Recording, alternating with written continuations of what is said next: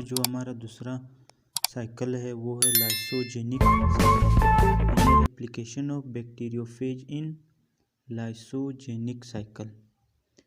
यानी ये जो लाइसोजेनिक साइकिल होता है ये most virulent cycle than lytic cycle, क्योंकि इसमें जो वायरल डीएनए होता है वो इसके बैक्टीरिया के पूरी स्पीशीज़ में क्रोमोसोम्स में सर्कुलेट करता है, इसलिए ये मोर वायरुलेंट साइकिल है देन लाइटिक साइकिल। दूसरी बात कि इसके भी इसी तरह कुछ स्टेप्स हैं। तो पहला है the bacteriophage that performs lysogenic cycle are called lysogenic or temperate phages. वो बैक्टीरियोफेज जो लाइसोजेनिक साइकिल में इन्वॉल्व होते हैं, परफॉर्म करते हैं, उनको कहा जाता है लाइसोजेनिक और टेम्परेट फेजेस कहा जाता है। नेक्स्ट दूसरा जो स्टेप है हमारे पास वो है कि these phages can either multiply via lytic cycle और इंटर और dormant state in the cell. यानी ये या तो लाइटिक साइकिल से भी शुरू हो सकते हैं बैक्टीरियोफेज, या डोरमेंट स्टेट, डोरमेंट मीन यानी चुपके से सेल के अंदर इंटर हो जाते हैं, यानी सेल में ये बैक्टीरियोफेज जो है ऐसे डोरमेंट स्टेट इख्तियार करते हैं ख्वाबीदा सा, तो वो उस चुपके से सेल के अंदर इंटर हो जाते हैं। थर्ड में देख लो कह रहे such phages develop host guest relationship because in this case the phage DNA actually integrates with the host chromosomes and is replicated along the host chromosome and passed on to the daughter cell। इसमें जो bacteriophage होता है host के साथ relationship बनाता है, association बनाता है, उसको कहा जाता है होस्ट गेस्ट रिलेशनशिप, क्योंकि इसमें जो फेज का डीएनए होता है वो होस्ट के क्रोमोसोम में इंटर होता है और जो होस्ट में रेप्लिकेशन होती है वो along with the host chromosome के साथ रेप्लिकेट करता है, और जो डॉटर सेल बनते हैं उनमें भी उनके डीएनए और क्रोमोसोम्स में भी ये वायरल डीएनए प्रेजेंट होता है। फिफ्थ स्टेप को देख लो, this integrated state of phage DNA is termed as prophage. यानी जो viral DNA plus host DNA होता है उस डीएनए को कहा जाता है प्रोफेज, उस वायरस को कहा जाता है प्रोफेज, बैक्टीरियोफेज को प्रोफेज कहा जाता है, और उस प्रोसेस को कहा जाता है लाइसोजेनी। और वो बैक्टीरिया जिसमें प्रोफेज प्रेजेंट होता है उस बैक्टीरिया को कहा जाता है लाइसोजेनिक बैक्टीरिया। यानी वो बैक्टीरिया जिसमें इंटीग्रेटेड प्रोफेज यानी के DNA of the host and DNA of the virus present हो, उन बैक्टीरिया को कहा जाता है लाइसोजेनिक बैक्टीरिया। लाइसोजेनिक बैक्टीरिया जो होते हैं वो रेजिस्टेंट होते हैं, यानी बहुत आसानी से इनको डिस्ट्रॉय नहीं किया जाता है। तो हम ऐसे टर्म्स और कंडीशन पढ़ेंगे जिनके ज़रिए ये लाइसोजेनिक बैक्टीरिया को डिस्ट्रॉय कर सकते हैं। तो destroying the lysogenicity of bacteria, the lysogenic state of bacterium can get terminated any time. यानी उसको एनी टाइम आप लाइसोजेनिसिटी उसकी डिस्ट्रॉय कर सकते हो when it is exposed to adverse conditions। यानी जब बैक्टीरिया पर एडवर्स इन्वायरमेंटल कंडीशंस अप्लाई किए जाते हैं तब फिर क्या होता है, वो बैक्टीरिया की जो लाइसोजेनिसिटी है वो क्या हो जाती है, डिस्ट्रॉय हो जाती है। यानी वो प्रोसेस जिसमें बैक्टीरिया की लाइसोजेनिसिटी को डिस्ट्रॉय किया जाता है with the help of adverse conditions, this state is known as induction.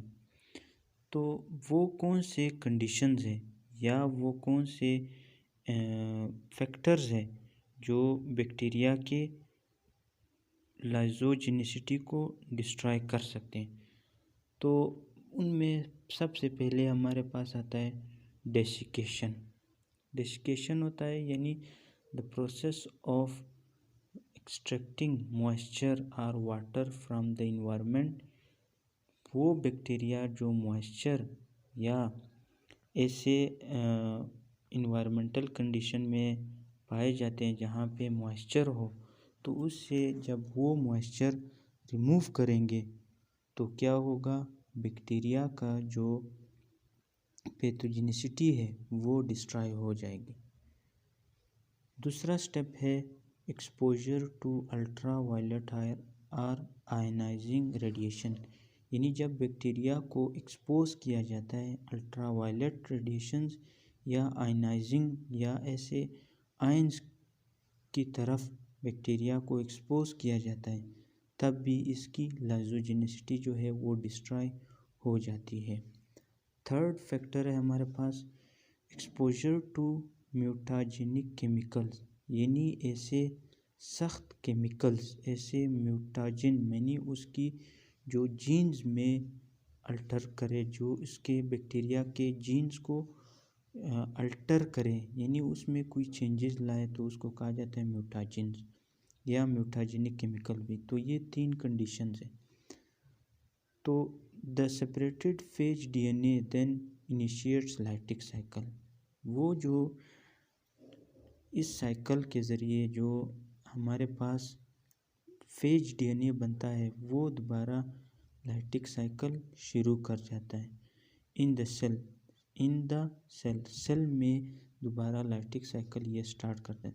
Lysis and release of phase, यानी उस सेल की, बैक्टीरियल सेल की लाइसिस हो जाती है और जो फेज होता है या प्रोफेज वो रिलीज होता है।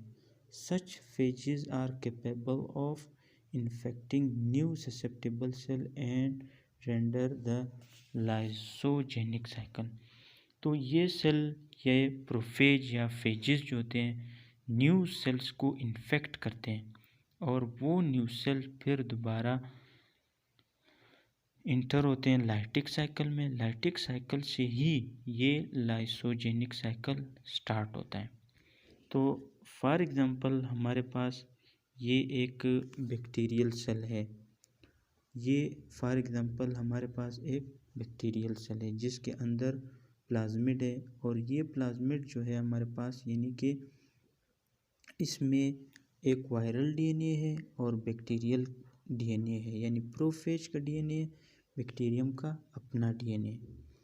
तो इसके बाद ये जो प्रोफेज या बैक्टीरियोफेज वायरस जो है, यानी यहाँ पे इसके अंदर रिप्लिकेशन शुरू कर देता है, यानी phage DNA inserted itself as a prophage into the bacterial chromosome.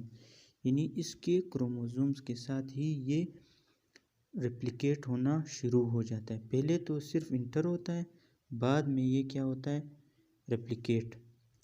इसके बाद स्टेप देख लो, कह रहे phage is replicated along with bacterial cell या bacterial DNA prior to binary fission. यानी बैक्टीरिया 2 में डिवाइड होने से पहले अपने आप को, अपने फेज को उस जो वायरल इनकॉर्पोरेटेड क्रोमोसोम में या डीएनए है उसके साथ अपने आप को रेप्लिकेट करते हैं before prior to binary fission, यानी 2 में डिवाइड होने से पहले।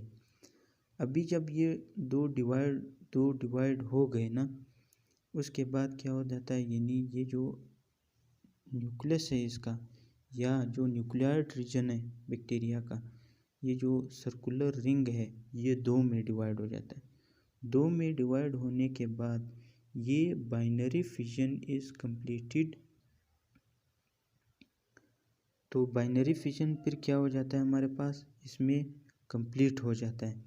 Binary fission is completed, each cell has the phage incorporated. हर इस सेल में जो होता है फिर क्या होता है, ये फेज कंप्लीट होता है, यानी इसका डीएनए भी है, दोनों सेल में आ जाता है, उसके बाद फिर ये बाइनरी फिजन यानी इस तरह दरमियान से कट जाता है, दरमियान से दो अलग अलग सेल बन जाते हैं। सेल बनने के बाद ये वापस आकर यानी इस तरह का सेल बनाता है, जहाँ से फिर क्या होता है, वापस ये साइकिल शुरू होता है।